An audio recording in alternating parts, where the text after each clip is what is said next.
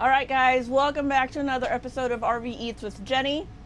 Today we are going to be making meatloaf. I know meatloaf is one of those controversial topics. Either you love it or you hate it, but it's super simple for the RV. So if you are liking these episodes and liking these videos, make sure to like, comment, and subscribe. If we get enough comments and stuff on these videos, then we will potentially move them over to their own channel. So let us know your feedback.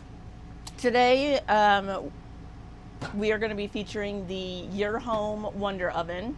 So our RV does not have an oven. It has a stovetop, but it does not have an oven. So this was something I found while doing various RV searches. This one is the bigger one because there's two of us. I wanted to get the bigger one. This oven is really nice because you can use it as a toaster. You can use it as an air fryer. It's a regular oven. It has a broil setting, and then it has like a reheat setting. So if you're just heating something up and don't want to use the microwave or want it crispier. Temperature ranges all the way from 200 to 450. And then it has a little timer over here that you set.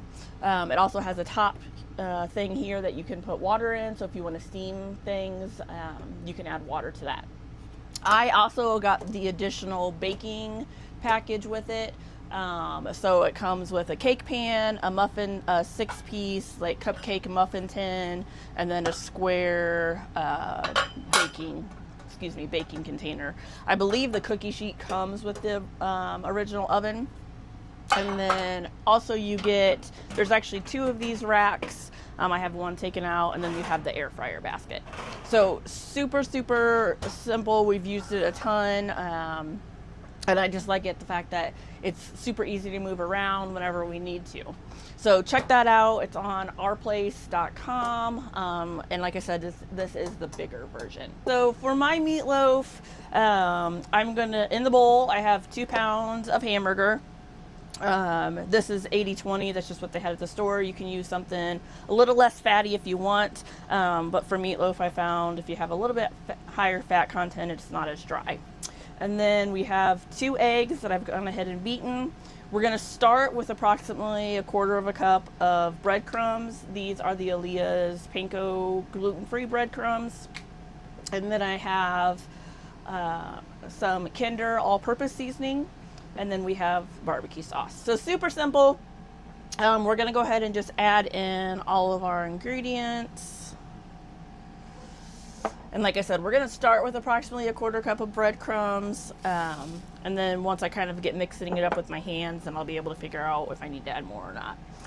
For the all-purpose seasoning, it's about a tablespoon and a half. Kind of just depends on your how you like that. And then we're going to start with, again, approximately 1/4 cup of barbecue sauce. So, get your hands in there.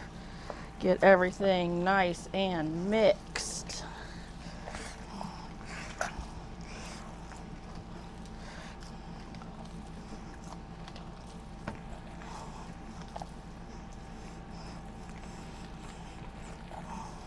So the breadcrumbs are going to help keep your meatloaf moist.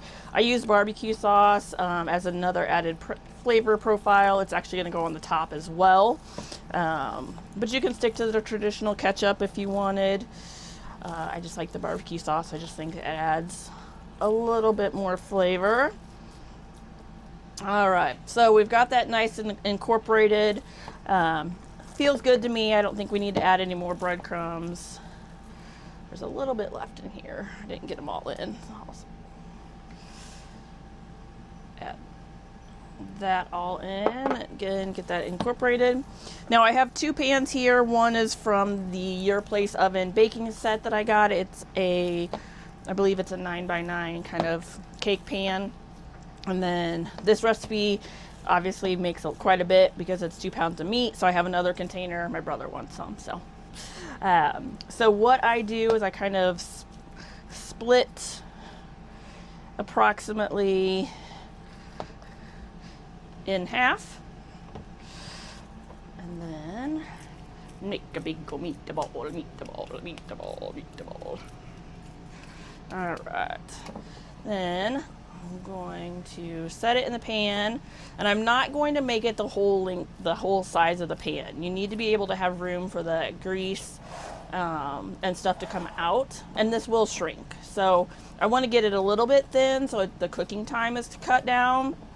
But again, I'm not going to make it so that it's the entire pan. I'll get my second one.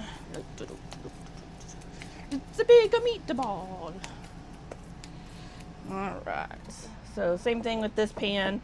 Just going to kind of make it into a nice little log. All right. So now that I'm done messing with all that, I've touched raw meat. Safety first. I'm gonna go wash my hands. I'll be right back. Hands are clean. I'm gonna move this bowl out of the way. Throw all my dirty dishes in one spot. You guys know how I am with my dirty dishes. All right, and then just kind of put a little bit of the barbecue sauce on the top. This is, and then I found my brush.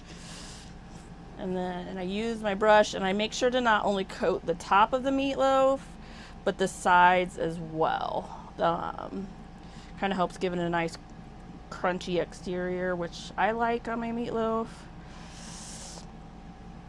And same thing with this one. Just kind of go around.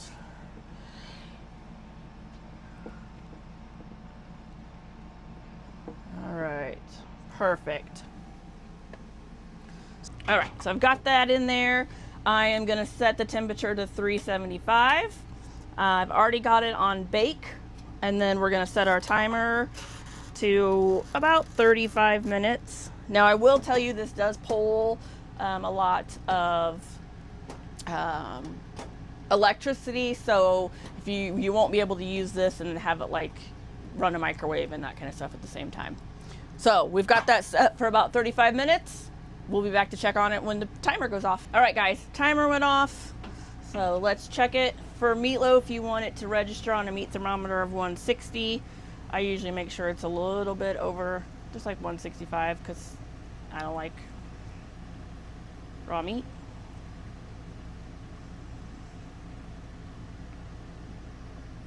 Stick it this way so you guys can see. So when you put a meat thermometer in, put it in the middle, and make sure you're not touching the pan.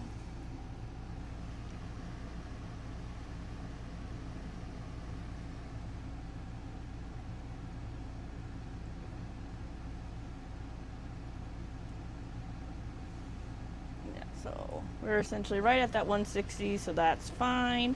I could put it in a couple more minutes, but I'm hungry, so let's go ahead and pull that out. So when the unit shuts off, it shuts off when the timer's done. So let's slice this up.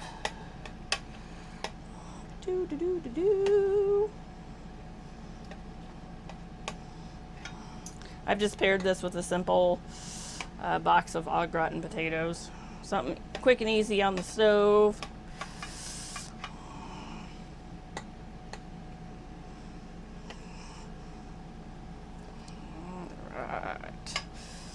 So we are ready for dinner. So next week, I'm gonna talk about, gonna be making a dessert, gluten-free dessert, because I've done dinner, now we need to do dessert. So like I said, guys, if you like this series and you want to see more of it, make sure to like, comment, and share.